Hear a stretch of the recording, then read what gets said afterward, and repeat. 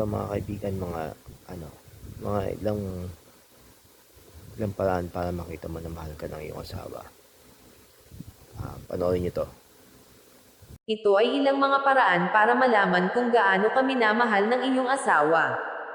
Pauunlarin ka, kapag ang iyong asawa ay nagbibigay ng oras, pansin, at suporta sa iyo upang tulungan kang magtagumpay at maging masaya, ito ay isang tanda ng pagmamahal.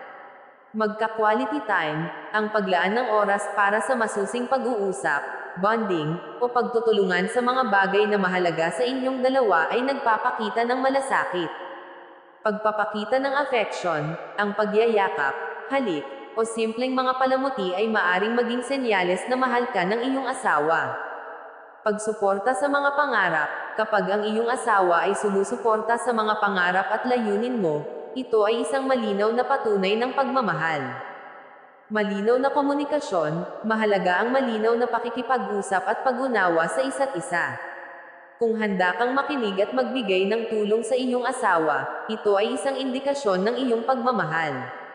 Tandaan na ang pagmamahal ay maaaring ibahin para sa bawat pares, kaya't mahalaga ang bukas at malinaw na komunikasyon upang maunawaan ang mga pangangailangan at pag-ibig ng isa't isa.